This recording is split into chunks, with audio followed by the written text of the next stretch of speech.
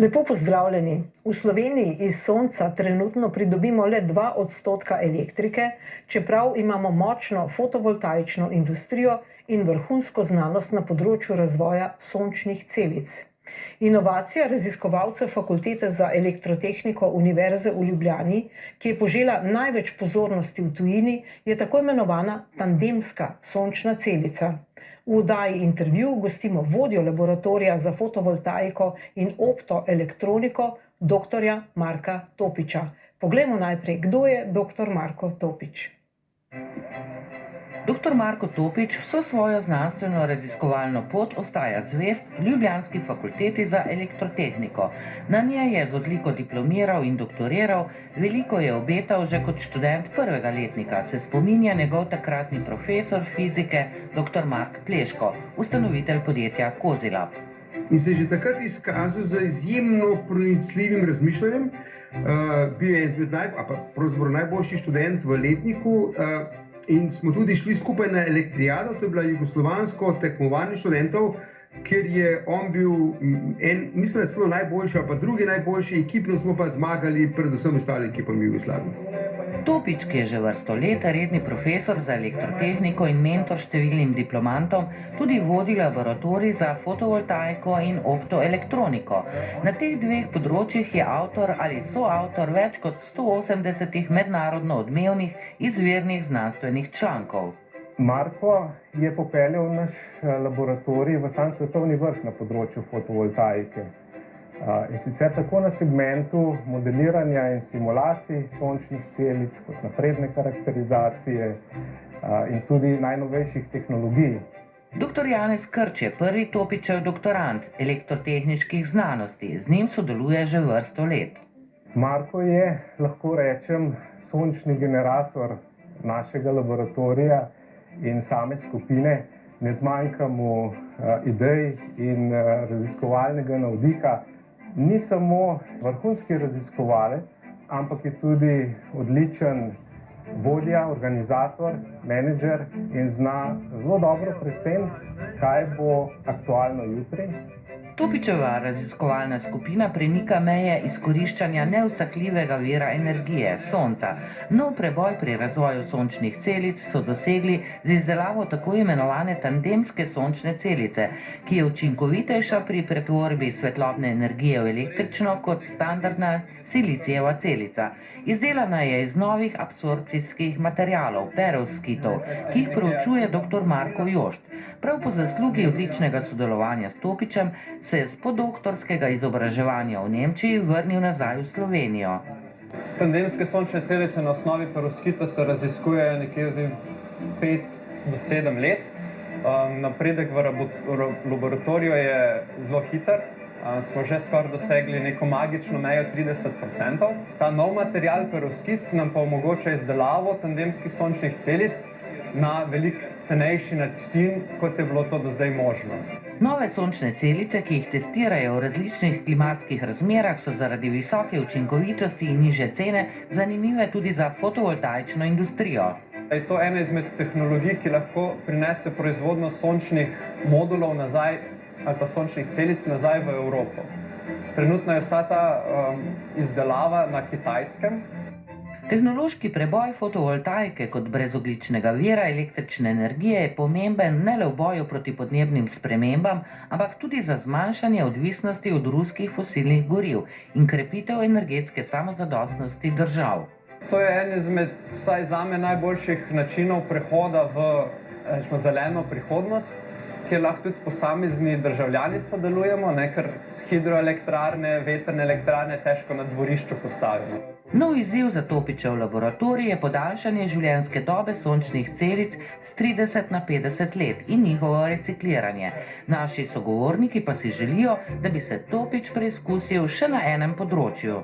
Če je današnji predsednik vlade inženir, mislim, da bi tudi Marko Topič lahko postal predsednik vlade nekoč. Izjemno komunikativen človek, izjemno preudaren, rad posluša, rad razume zelo zanesljiv, pomaga. Naš gost je že vso svojo kariero vpet tudi v mednarodne tokove. Je nosilec 15 evropskih razvojno-raziskovalnih projektov s področji elektronike in fotovoltaike. Zaradi svoje znanstvene odličnosti je že 4. mandat predsednik Evropske tehnološke in inovacijske platforme za fotovoltaiko. Za vrhunske dosežke na področju znanosti je prejel tudi Zoisovo nagrado. Doktor Marko Topič, lepo pozdravljeni, dobrodošli, čestitke. No, dodajva temu opisu še to, da ste vi pravzaprav tudi predsednik Evropske platforme za fotovoltaiko. Uradno se imenuje Evropska tehnološka in inovacijska platforma, ki seveda deluje v sklopu Evropske komisije in vi ste praktično edini iz Slovenije, ki zasedate tak položaj v tej tako imenovani platformi, saj imamo več platform. Kaj točno počnete tam? Torej, gre za koordinacijo aktivnosti znotraj Evrope in prekomejno, seveda, ki povezuje celotni sektor fotovoltaike, tako raziskovalni del, kot tudi industrijo, in služi kot nevtralno telo, kot posvetovalno telo, tudi pri oblikovanju programov za financiranje raziskav, za financiranje pilotnih proizvodenj, in to je tisti segment, ki je seveda ključen za to, da bomo udejanjili naš zeleni prehod. No, takole berem na spletu, kjer so podatki 250 vodilnih strokovnjakov iz industrije, bančništva, zavarovalništva, mednarodnih združenj, nevladnih organizacij in seveda raziskovalne sfere je tam notri. Torej, povejte nam, kaj se zdaj dogaja v Evropi na področju fotovoltaike. Vi ste pri tem viru informacij. Torej, fotovoltaika zagotovo je ne samo steber zelenega prehoda, ampak tudi edina tehnologija, ki nam trenutno omogoča, da postanemo energetsko neodvisni kot Evropa, kot celota. In to je seveda ta dodaten pritisk, ki se je zgodil v letošnjem letu na račun agresije Rusije na Ukrajino in s povečanjem tveganj uvažanja energentov, da dejansko se moramo nasloniti na svojo energetsko neodvisnost, hkrati pa seveda tehnološko neodvisnost. In ravno v tem segmentu je naša platforma ključna kot povezovalni člen tehnologij, ki nas bodo pripeljale do energetske neodvisnosti. No, omenili ste ta Evropski zeleni dogovor, vsi vemo, govorili smo o njem veliko, da je treba doseči podnebno nevtralnost Evrope do leta 2050. Ampak zdaj se je zgodila vojna, zdaj ne bo ruskega plina. Nemčija tudi gre nazaj, mogoče na termoelektrarne, tudi mi imamo nek načrt, nek miks današnji, tretjino iz termoelektrarne, tretjino iz nuklearke, tretjino iz hidro, potem je pa ta 2% delež iz sončnih, ne? Torej, kaj ne bo ta energetski miks Slovenije v prihodnje? Naj tudi mi ne zapremo termoelektrarne leta 2033, kot načrtujemo, naj zgradimo drugi blok ali ne, naj podaljšamo operativni blok, taki zdaj pri nuklearki deluje. Kaj vi menite? Torej, zagotovo je treba obstoječe vire ohranjati in jim podaljševati življenjsko dobo, hkrati pa pospešeno uvajati nove tehnologije, kot so sončne elektrarne. V letošnjem letu pričakujemo, da bo porast vsaj za tretjino, če ne polovico dosedanjih izgrajenih sončnih elektrarn. To pomeni, da bomo z 2% lahko takoj ali pa že naslednje leto govorili od 4 do leta 2030 že do 10, celo 20%, seveda, če bo tudi možno graditi velike sončne elektrarne. Trenutno je investicijsko breme na posameznikih, na individualnih hišah, na manjših podjetjih in to zagotovo je smiselno, kajti imamo tudi neto obračunsko shemo. Poskrbeti bo pa treba tudi za velike sončne elektrarne, ki bodo delale na sonce. No, slišali smo predlog, da bi vi šli v politiko. Bi šli vi v politiko za predsednika vlade? Ne. Torej, nikoli nisem razmišljal o politiki, vedno sem želel biti v stroki in v znanosti in moje poslanstvo je dejansko prenašati znanje, ki ga pridobivamo v laboratoriju na mlajše in z veseljem lahko povem, da sem ponosen na vse svoje doktorande, ki jih ni malo.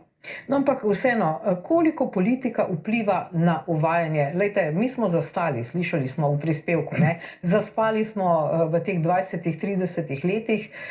Kaj zdaj to pomeni? Mi imamo predsednika vlade, gospoda Goloba, ki se je še prej, preden je sploh šel v politiko, zelo zavzemal za sončne elektrarne. Kaj to zdaj pomeni za to področje? Kaj pričakujete? Zagotovo bo nova vlada podprla zeleni prehod, tudi v koalicijski pogodbi je to močno prisotno.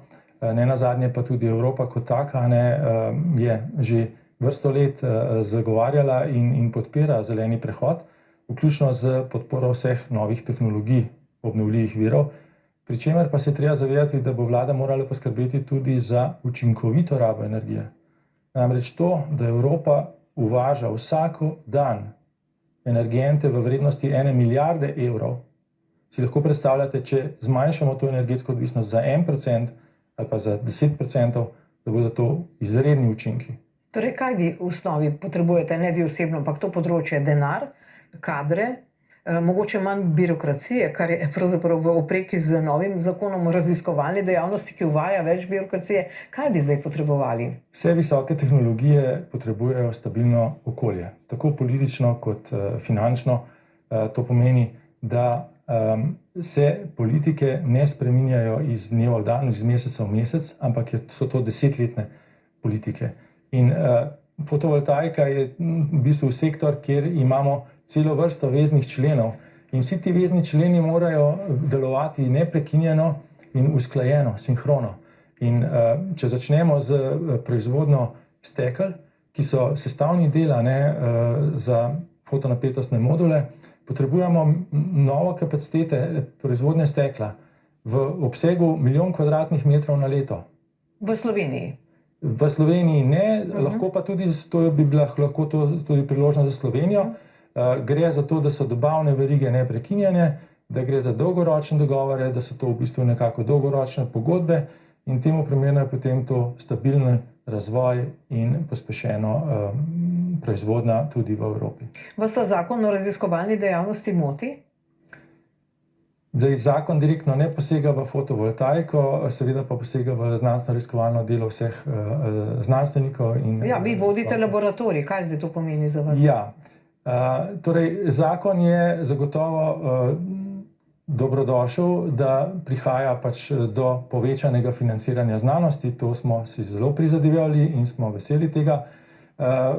Glavni problem ali pa glavna izziv novega zakona pa je upravljanje znotraj javnih raziskovalnih organizacij, tako inštitutov kot univerz, kajti sedaj nam daje zakon to možnost in hkrati pač priložnost, da prerazporejamo sami denar.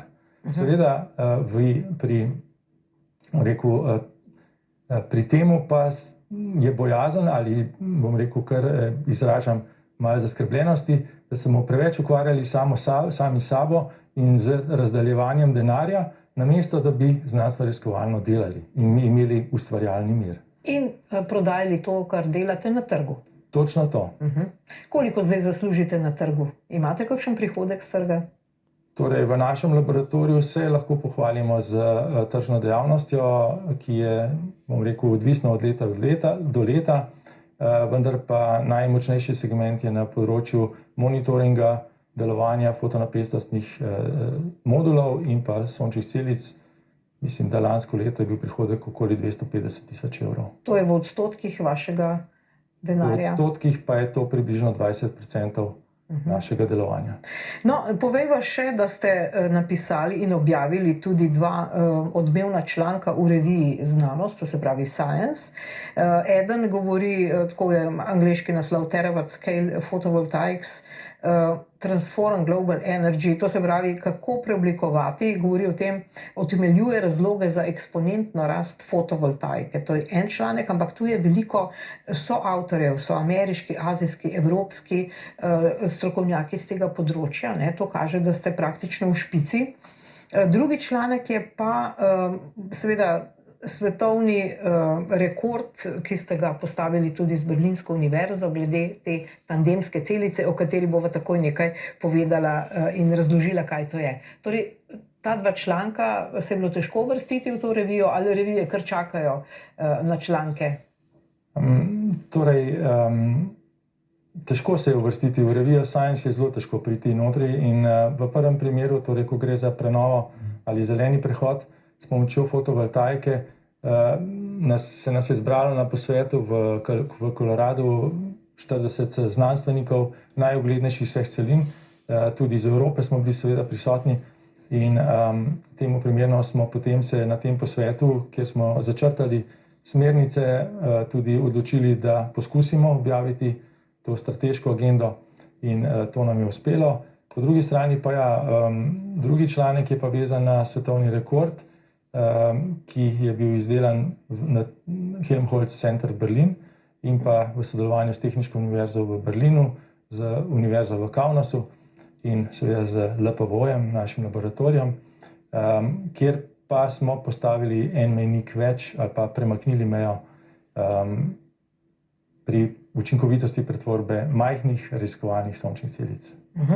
Torej, je to ta tandemska sončna celica?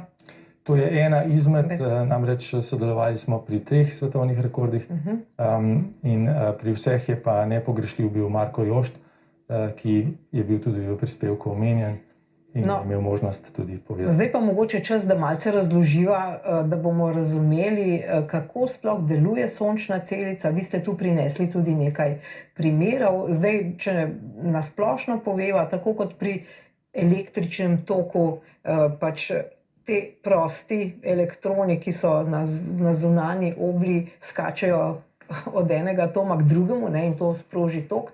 Tudi tukaj pač svetloba sproži to preskakovanje teh končnih prostih elektronov. Je to tako? Ja, res je. Torej, fotoni so nepogrešljivi delci, a ne svetlobe, ki nosijo energijo. In seveda tisti, ki imajo dovolj energije v polprevodniških materialih, kot jih so tukaj predstavljeni, lahko potem, če so absorbirani v aktivnem delu sončne celice, seveda potem lahko prispevajo k svetlobnemu generiranju prostega elektrona, za sabo pusti vrzel in ta dva je treba selektivno poslati oziroma morata priti do selektivnih membran in pa zunanjih kontaktov, da dobimo baterijo. Baterijo, to je neka vrste baterija z enosmernim tokom. Tako, točno tako. No zdaj, kaj točno ste vi tule prinesli? Kaj je mogoče, če začnemo z tem segmentom. Namreč to je segment, ki ponazarja v razmerju 1:1000, kako je struktura sončne celice narejena. Namreč, če pogledamo svetloba, ki vstopa preko stekla, preko transparentnega kontakta, za optimizacijo sončnih celic potrebujemo hrapave površine. In te hrapave površine služijo temu, da ta svetloba se seveda potem sipa. Na ta način si lahko privoščimo, da fotone ujamemo v zelo tankih plasteh, ki pa so potem dejansko debelin celo pod 1 mikron. In te hrapave površine so v bistvu na fotocelici? Te so v bistvu na prehodih in zdaj, če pogledamo v samo absorber, dejansko je ta hrapavost nam služi za to, da se svetloba sipa. Idealno bi bilo seveda svetloba, ki vstopa recimo pod pravim kotom, da bi se za 90 stopinj zasukala. Seveda še vedno delamo na tem konceptu, vendar je malček utopičen. In temu primerno potem dobi naša sončna celica oziroma aktivni del postane valovod, svetlobni valovod in vsi fotoni se bodo absorbirali. To pa pomeni, da imamo maksimalni izkoristek. In jih malce ojača, ne? To se pravi, bolj hrapava je celica, boljše je, ne? Seveda gre pa to na račun elektronskih lastnosti, ki pa ne želijo imeti prevelike hrapavosti in je ta optimizacija skrbno narejena s pomočjo numeričnega modeliranja, s katerim se tudi mi ukvarjamo v laboratoriju. V laboratoriju, z uporabo pač računalniških simulacij. In ključ pa je to, seveda, da maksimiziramo učinkovitost pretvorbe. No in zdaj ti dve plošči, to je ena celica, ali kako? To je pa silicijeva sončna celica. Mogoče bi začel kar najprej s tole drugo. Namreč ta sončna celica ima, tako kot baterija, je v bistvu ploskovna baterija, zgoraj ima en kontakt, v tem primeru pač minus, spodaj ima drug kontakt plus in to je v bistvu baterija za 0,6, 0,7 volta. To je silicijeva sončna celica, kjer pa ima torej kontakta na obeh straneh. Vendar pa, kot vidite, tle kontakti reflektirajo svetlobo in zato je potem bila ideja, ki oba kontakta spravlja na hrbto stran, plus in minus, in sprednja stran pa omogoča vstop vseh fotonov in je zmanjšana refleksija na račun zbiralk.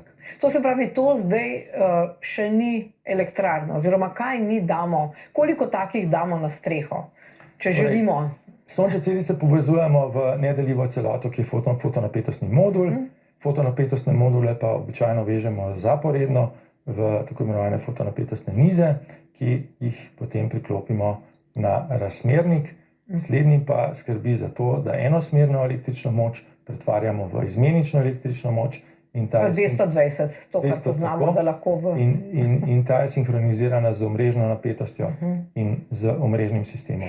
Kaj so pa tiste majčkene celice, ki ste jih prinesli? To so pa v bistvu raziskovalne sončne celice, ki so dejansko, ki jih razvijamo v laboratoriju za fotovoltaiko in optoelektroniko in so narejene iz perovskitnih materialov, torej novodobnih materialov, ki veliko obetajo. In v kombinaciji silicija in potem perovskita, ki se nanaša direktno na silicij, dobimo tandemsko sončno celico, ki pa potem dosega lahko izkoristke celo do 30%. To se pravi, prva plast namaza, tako rečem, je silicij, potem pa ta novi perovskit. Kaj pa je to perovskit, doktor? Perovskit je poseben anorganski material, lahko je tudi čisto anorganski material, ki govori o posebni kristalni strukturi treh sklopov, aniona in pa kationov, ki pa ima izredne optične in elektronske lastnosti in zato je tako perspektiven. Ne samo v fotovoltaiki, ampak tudi v optoelektroniki in ne nazadnje v fotoniki. In to smo pa izumili, kdaj odkrili, kdo pa je to? Torej, perovskit je bil ruski znanstvenik, ki je pač zadevo pogruntal zgolj kot kristalno strukturo. Na področju fotovoltaike pa od leta 2011-2012 je prišlo do velikega preboja, torej zadnjih 10 let strmo beležimo strmo rast raziskav in uporabe različnih perovskitnih materialov za najučinkovitejše sončne celice. In to je zdaj ta tandem, to sta dve plasti skupaj. A je to bil ta berlinski članek? Tako, to sta dve celici, ki sta medsebojno povezani in se dopolnjujeta. Dopolnjujeta se pa z vidika spektra sončnega sevanja, kajti perovskitna sončna celica deluje nekje v vidnem delu do 750 nanometrov, silicijeva sončna celica pa bolje pretvarja oziroma izkorišča bližnji infrardeči del spektra, tako da skupaj se dopolnjujeta in na nizkocenovnem nivoju ponujata res konkurenčno rešitev za direktno pretvarjanje sončne energije. No, še en predmet je tule, to je pa taka banka energije, power bank ali kako bi rekli. Ja. Ta powerbank je pa zgolj demonstrator.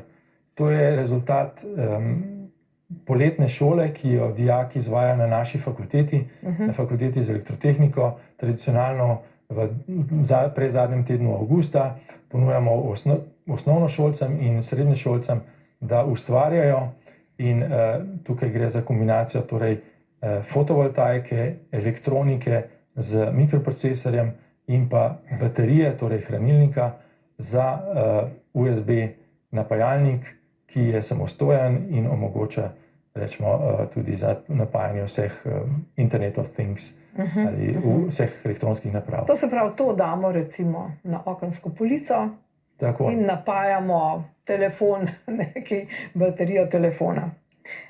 No, zdaj v Sloveniji imamo 3 milijone celic že. A je to pravi podatek? Oziroma 3500 elektrarn. Koliko imamo v Sloveniji tega na strehah, na poljih? Pravilni podatek je, imamo 18 000 sončnih elektrarn.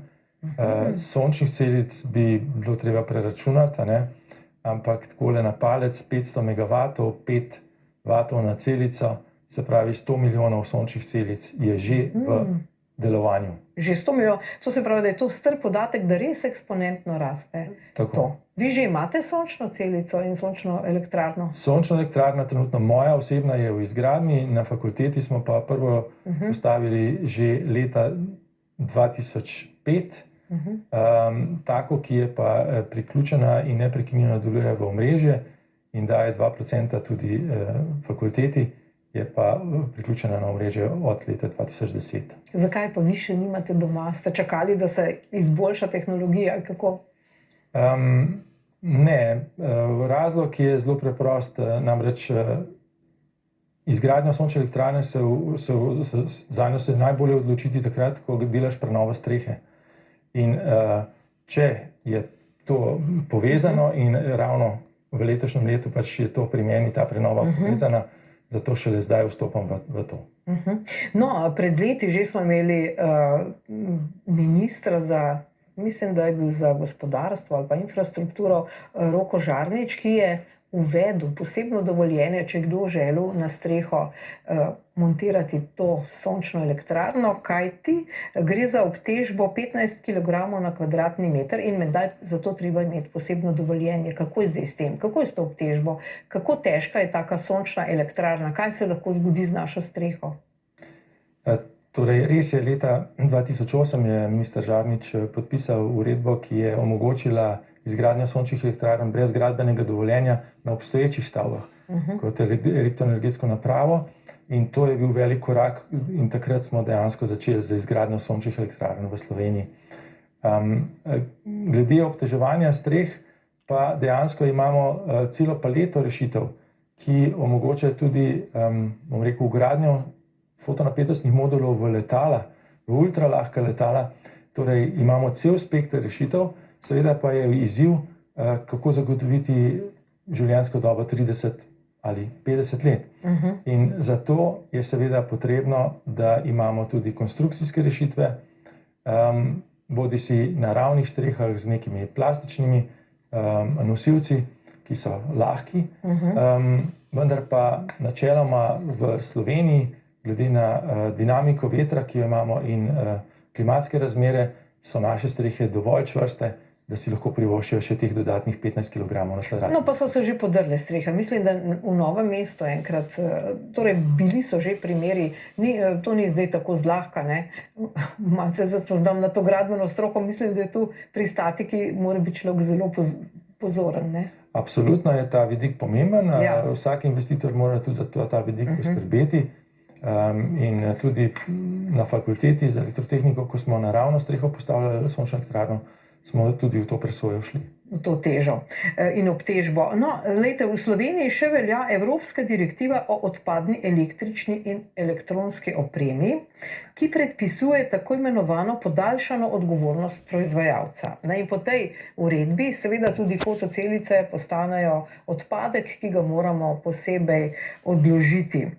Ampak vendarle, če se bo podaljšala življenjska doba s 30 na 50 let, bodo ti proizvajalci že lahko propadli, ne? Praktično, kdo bo potem skrbel za te odpadke? Torej, enako vprašanje velja za vse elektronske naprave. Tudi fotonapetostni moduli so elektronske naprave in temu primerno podvržene tej direktivi. Bo pa velik interes za recikliranje in razgradnjo fotonapetostnih modulov, kajti imajo pomembne surovine. Prve generacije so bile zelo bogate s srebrom, zato Kitajci plačajo celo transport in jih peljejo na Kitajsko, zato da dobijo nazaj srebro. To bi lahko počeli tudi v Evropi, nazadnje tudi v Sloveniji.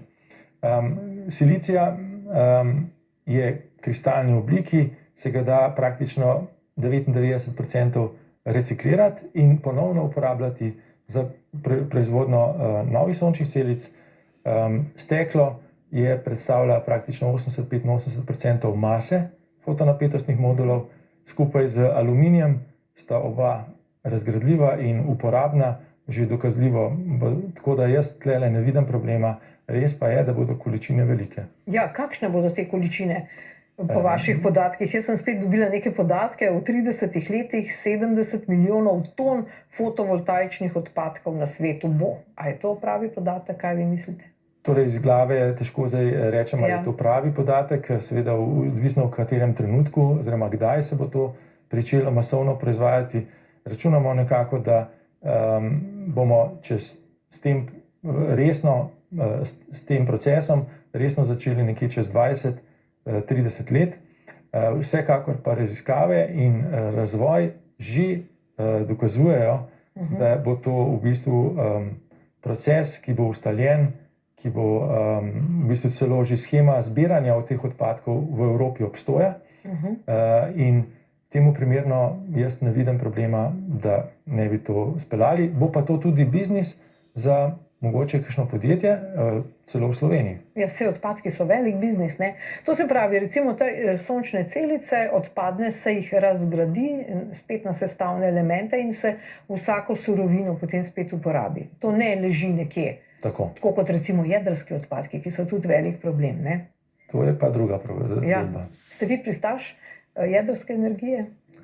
Torej, osebno zagovarjam, da če že imamo jedrsko elektrarno, dajmo jo izkoristiti maksimalno. Seveda pa bi bilo potrebno počakati, da ugotovimo, kakšen bo strošek razgradnje jedrskih elektrarn v Nemčiji. Lansko leto so 3 jedrske elektrarne zaustavili, za letos sedaj planirajo še 3 dodatne 3.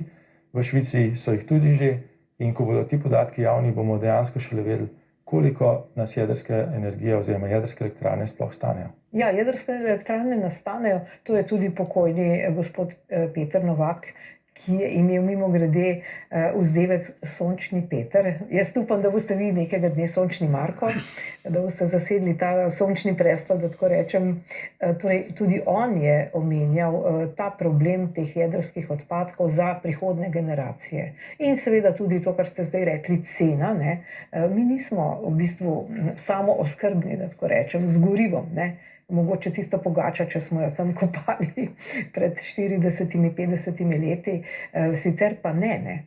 Povejte nam, ali smo samooskrbni in koliko, ker zdaj veliko uvažamo, pri tej fotovoltaiki?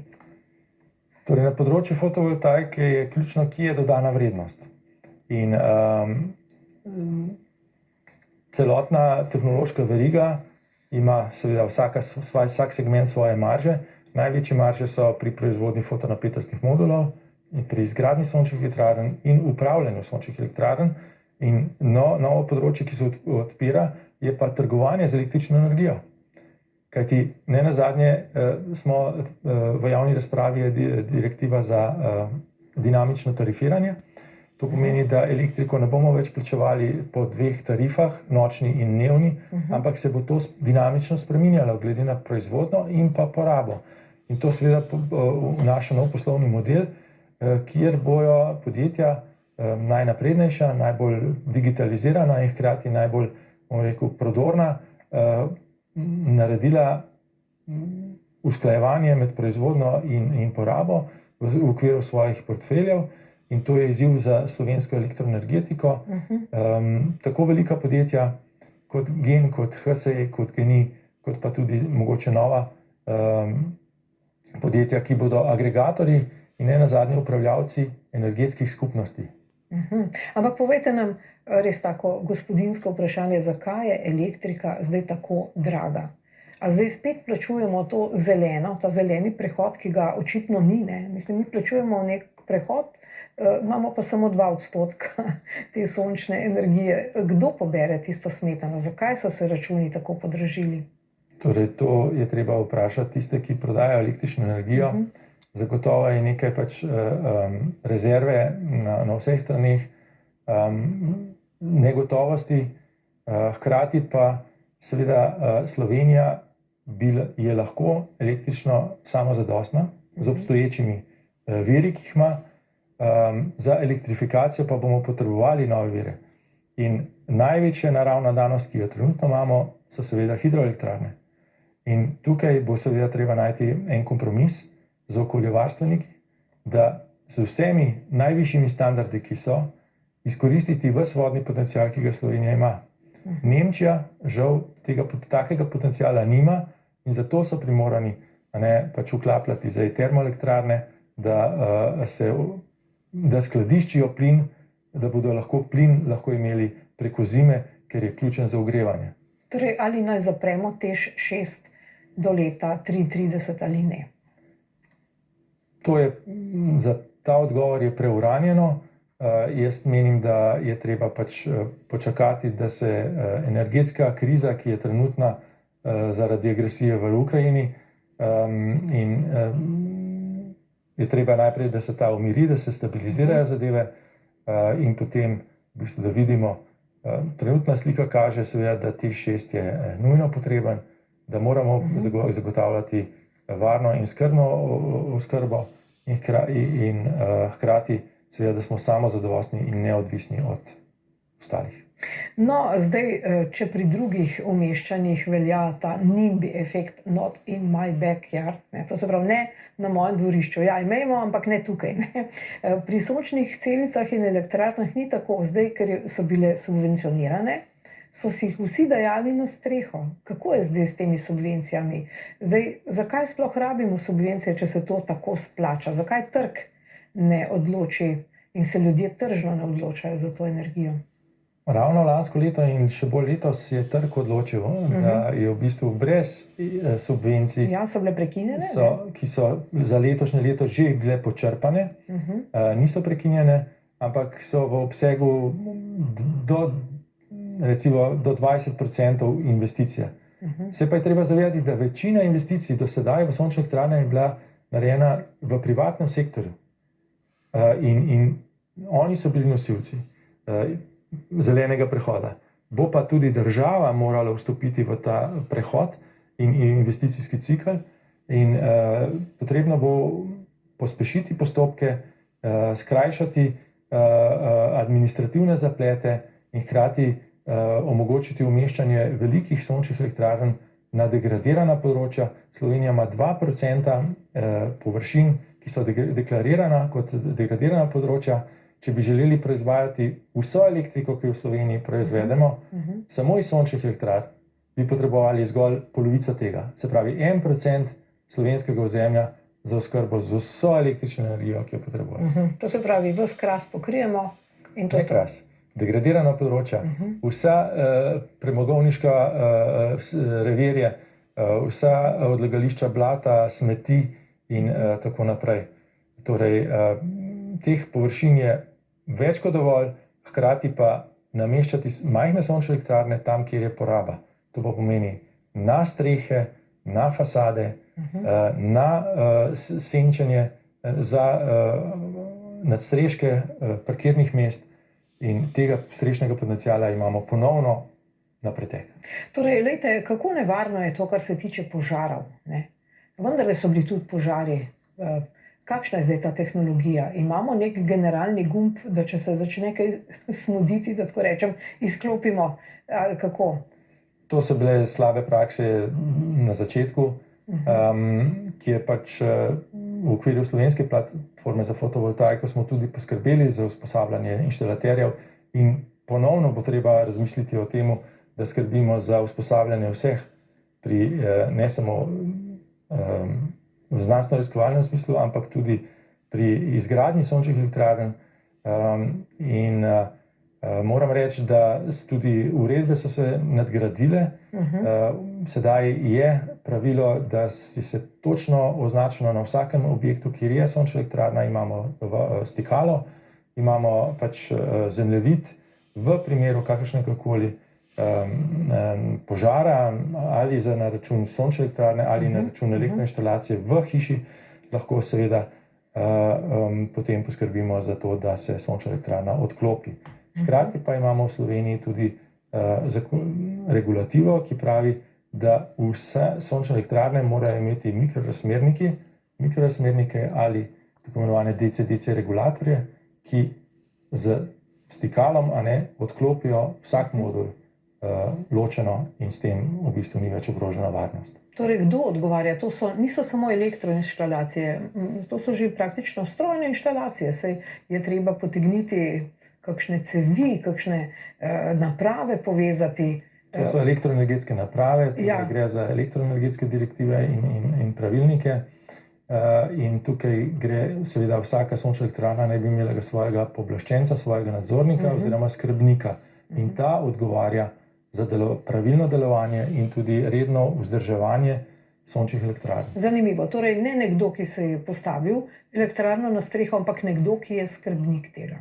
Lahko je to ena in ista podjetje, lahko pa je to posameznik, ki prevzema to odgovornost in ima seveda tudi licenco oziroma je usposobljen za to upravljanje. Torej, kdaj se zdaj ta sončna elektrarna izplača? Povejte nam, recimo, družina 4 člani, hiša ima 200 kvadratov, povejte nam, kaj naj zdaj, kako naj ravnajo ljudje in koliko to stane in koliko bodo zaslužili. Torej, 4-članska družina, ocenjujem z normalno porabo električne energije in hkrati recimo s toplotno črpalko in enim električnim avtomobilom. Z 10 kW bi bila samooskrbna na nivoju letnega neto obračuna, kar trenutna shema omogoča. Mogoče za električno vozilo seveda, ne vem, recimo 5000 km dosega in vse to skupaj investicija stane 10, 12, 13 tisoč evrov. In se povrne? In se povrne, če uračunamo še 5000 km v avtomobilu, se povrne dejansko v 7-8 letih, pri čemer seveda, če računamo še cene goriv, bencina ali dizelskega goriva, seveda je to ta čas lahko še To kaj. se pravi, vi ste zdaj tu šteli neko življenje v hiši plus nek električni avto, Ja. ki do dosega 5000 km. Za več pa seveda bi bilo potrebno izgraditi večjo sončno elektrarno. Zdaj, povprečno, bom rekel, se na enodružinskih hišah postavlja tam nekje od 6 do 10 kW, lahko tudi 12. Slovenci imamo sploh bom rekel, izven mest velike hiše z velikimi površinami in zagotovo bo potrebno tudi povezovati se v energetske skupnosti, kajti na večjih hišah bo proizvedene več elektrike, kot jo pa dejansko Je že porabijo. danes, kot jo porabi, in ti ljudje dajajo v sistem potem elektriko in imajo samo za neto količino račun. Ali pa jim država plača. Več modelov je nova prenovljena uredba o samooskrbi, omogoča povezovanje v elektroenergetske skupnosti, hkrati pa tudi dogovor z odjemalcem, da se presežek proizvedene energije lahko prodaja. Torej, In to se. bo- In se. In to bo nov poslovni model, kot sem že prej omenil, tako imenovani agregatorji, ki bodo lahko v bistvu trgovali za to energijo in sodelovali z energetskimi skupnostmi, lahko pa da bo ta energetska skupnost individualna hiša. Torej, v teh 30 letih življenjske dobe, koliko je tu vzdrževanja? Recimo, avto peljemo na servis obvezno, je tu tudi kaj obveznega, kaj se dogaja? Dejansko vzdrževanje je minimalno. Potreben je pregled delovanja, sprotno spremljanje, seveda, če gre kaj narobe. Predstavljati si vsak vezni člen, oziroma fotonapetostni modul, ki jih imamo tipično recimo 20-30 v enem nizu. In seveda, če bi eden začel odpovedovati ali pa se degradirati, ga je smiselno zamenjati. Zato za maksimizacijo energijskega izplena je smiselno, da spremljamo delovanje sončne elektrarne. In zanimivo je to, na Danskem so imeli eksperiment v enem naselju, so polovico hiš, enodružinskih hiš so pokrili z sončnimi elektrarnami, drugo polovico pa brez. In se je izkazalo, da samo zato, ker so bile na strehah sončne elektrarne, so ljudje, ki so živeli v teh hišah s sončnimi elektrarnami, tudi sicer postali bolj energetsko učinkoviti. Za 10% manj električne energije so porabili. So začeli varčevati. Zgolj skozi miselni proces. Tako da veliko je tudi na ozaveščanju in tudi torej v okviru Slovenske fotovoltaične konference se trudimo, da bi ozavestili ljudi o prednostih in pa seveda, da smo mi tisti, ki smo nosilci zelenega prehoda. No, lejte, ena od teh slabosti, ki jo veliko krat omenjamo, je ta seveda, da en dan sonce sije, drug dan pa ne. Torej, tudi Slovenija ni neka ravnina, to ni Čile recimo, ne, kjer so te največje puščave in največje sončne elektrarne. Torej, kako je s tem v Sloveniji? Kakšna je naša možnost, realna možnost? Imamo oblačne dni, imamo doline, jesenca. Kakšne so sploh naše možnosti tu? Torej, sončne elektrarne dejansko proizvajajo takrat, ko je svetloba, ko je sonce. So tudi objave, ko delujejo na Luno. Tudi Luna daje določeno svetlobo, vendar je ta gostota energije tako majhna, da je to zanemarljivo. Ampak, če gremo zdaj pogledati, gre za sodelovanje različnih proizvodnih virov. Tudi jedrska elektrarna proizvaja zelo pasovno, konstantno. In če je dnevna poraba niha, pomeni, da imamo tudi pri jedrski elektrarni problem. Kam pa s presežno energijo? Recimo v Belgiji po noči osvetljujejo avtoceste, zato da trošijo ta presežek proizvedene električne energije. Ker imajo toliko nukleark, ne? Ja. Pri nas imamo naravne danosti, torej sončna energija, v kombinaciji z hidroelektrarnami in pa z vetrnimi elektrarnami, ki jih trenutno v Sloveniji še ni, ampak so pa v bližini, tudi pač na Hrvaškem ali pa na severa, in zato bo tako imenovani evropsko omrežje tisto, ki bo pomagalo, kajti ko sonce v Ljubljani ne sije, mogoče pa sijo prek morju ali pa na Primorskem, in tudi tukaj je pa vloga omrežja, da seveda prenaša to energijo iz mesta, kjer se proizvaja, na mesta, kjer se porablja. Torej, to je to pametno omrežje. Kaj je to? V čem je ono pametno? Torej, ta pamet je seveda na strani proizvodnje, in na drugi strani še bolj pamet na strani porabe.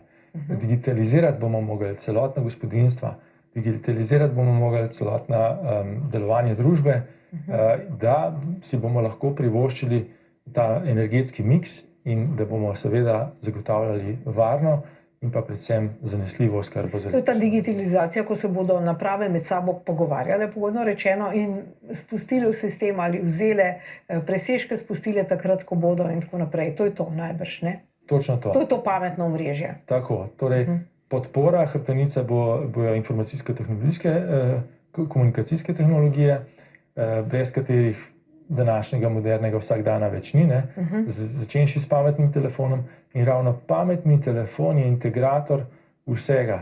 Torej, spremljali bomo ceno električne energije, se odločali sami ali pa preko posrednikov, kdaj vklopiti hladilnik, kdaj vklopiti klimatsko napravo in ostale energente, porabnike, ki so doma. Kot da bi kupovali bitcoin na borzi, pa cel dan spremljali. Ne, saj malce se šalim. Kar veliko zahtevno je to, ne? Namreč, ali je narod sploh tako tehnično pismen, da tako rečem? Zdaj ste rekli, spremljamo to in ono. Nekdo se ustraši navadnega pralnega stroja, ki ima nekaj gumbov več kot prejšnji, ne? Torej, nove generacije z digitalizacijo absolutno jo požirajo in jo neverjetno, kako se to spreminja, iz generacijo v generacijo. Bi pa rekel, da nosilci poslovnih odločitev pa bodo v bistvu distribucijska podjetja in pa ponudniki električne energije, tudi plina in vseh ostalih energentov, kar pa se že danes dogaja. No, še eno vprašanje je, tega ne smeva spustiti, shraniti se ne da te energije, ne? Kako je zdaj s temi velikimi hranilniki, hranilnimi enotami?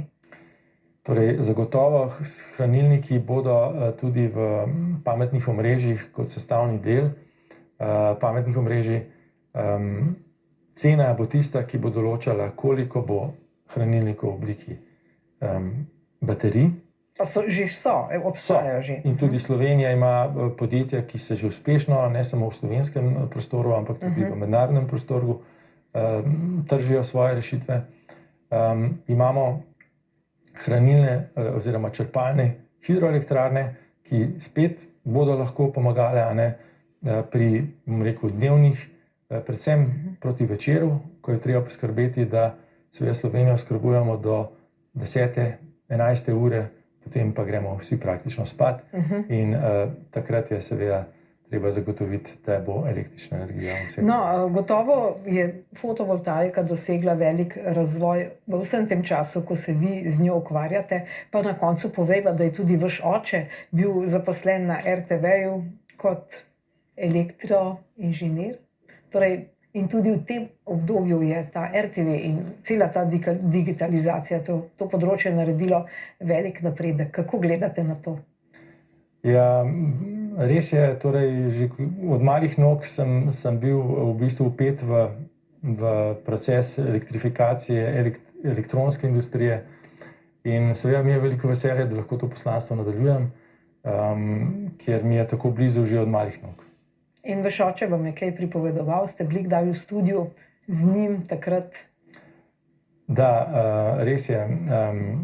Sem bil tudi v študijih na radijski tehniki, na televizijski tehniki, hkrati pa seveda imam doma tudi neprecenljive eksponate, starih tehnologij, od magnetofona pa do kasetofonov, prvih, ki so bili.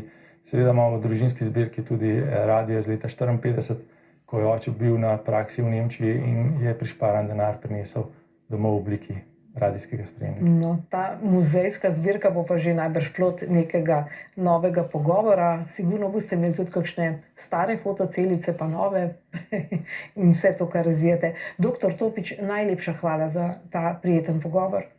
Hvala vam. Spoštovane gledalke in gledalci, če ste bili z nami, hvala za pozornost in nasvidenje.